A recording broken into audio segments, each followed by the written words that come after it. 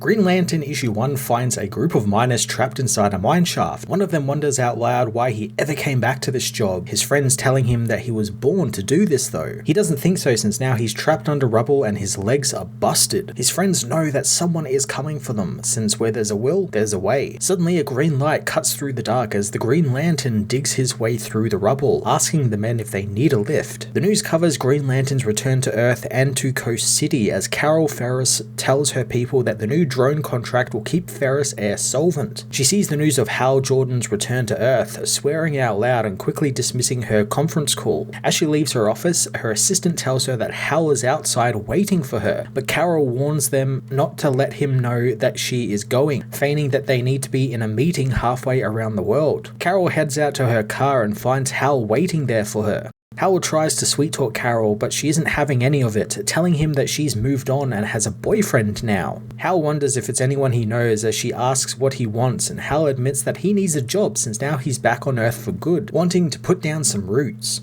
He asks her if she has seen a better pilot than he is, and Carol relents, telling him to come by the offices tomorrow morning, but she isn't promising him anything. She asks where he's been all this time, and Hal wants to tell her over dinner, causing Carol to speed off frustrated. At a local bar, the patrons celebrate Green Lantern's return to Coast City as Sinestro sits quietly in a dark corner, listening to the people cheer that nothing will ever bother them again. 1 month earlier, Hal talks to the sky, knowing that he can just hear Kilowog chiding him for coming home and giving up being a lantern. Hal toasts to his view of the night sky as he wonders to himself if this is what his life will be from now on, and all he has to look forward to now is a cold soda after a long day at work, whereas up in space, he had a job, friends, and a purpose, and now he's hiding out in his brother's trailer with $50 in his bank account. The radio begins to play the news, reporting on an attack downtown of an armored individual who was shooting green lasers. Hal grabs his car keys and takes his truck speeding down the road towards Coast City, where Steel Fury is unleashing his armor's laser beams on the streets. A cop runs past the arriving Hal, telling him that their bullets didn't work on the being and they've been ordered to leave until one of the super types can come around and do something. In the present, Hal joins the test run of Ferris Air's new aircraft, telling Twitchy and Pegasus that he didn't get this job because he just dated Carol, he got it because he's a pilot. Hal hopes they are ready for some high-flying fun, as Carol tells them to just ignore Hal and take him through the obstacle course. The two pilots drop low into a canyon, leaving Hal in their jet stream. The pilots aren't too impressed with Hal, but are told not to antagonize him since he tends to get reckless when they do.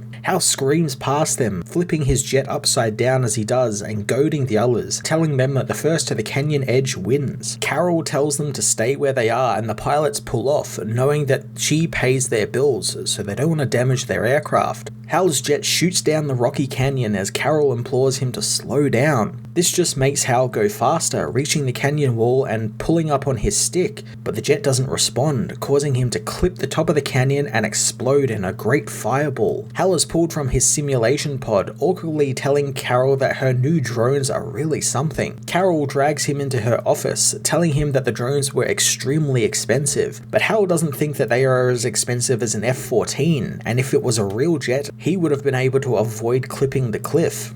Carol screams at him to stop, but Hal thinks that it's unbelievable that she is using drones and not real pilots. She tells him that the only people that use real pilots nowadays are the military, and even they are phasing those out, and Ferris Air is investing in the future with those drones. Hal tries to apologize, but Carol knows that he just never thinks it through.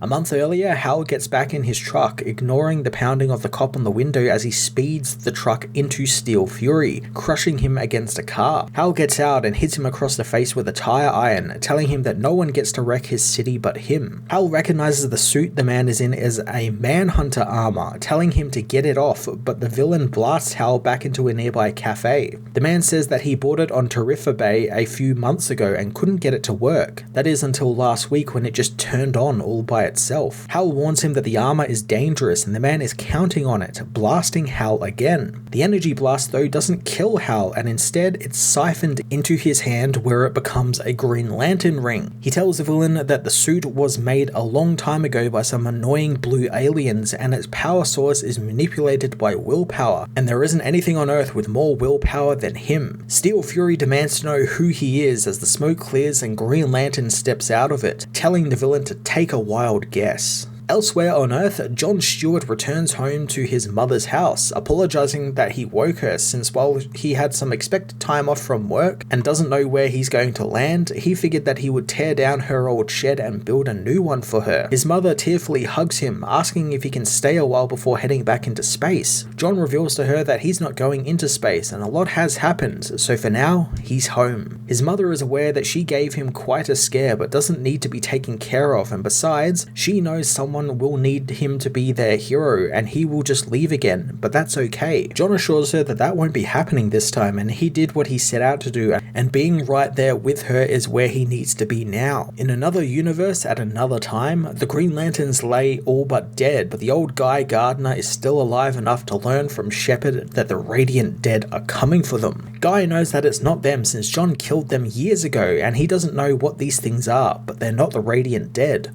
Shepard's construct begins to fail at the door as Guy tells him that if the beings on the other side of that door can extinguish the watchfire, every ring in the universe will go dark and he cannot let that happen. The young Lantern doesn't know what to do, but Guy tells him that he is all that is left, and Kyle sent him because he saw something in Shepard. The weak Guy tells him to charge his ring and to get ready to fight like hell. Shepard says the new Lantern oath as the door of the room is blown open. Guy recognizes the being, who recognizes Guy, having seen him in her dreams the day her son was slain. Shepard rushes to help Guy as he is blasted back, firing a giant gun at the being, but Shepard too is blasted back by the dark power of the Revenant Queen, who brings the dead Lanterns back to life as she demands the living Lanterns tell her where John Stewart is, and if he is not brought before her, she will burn his world.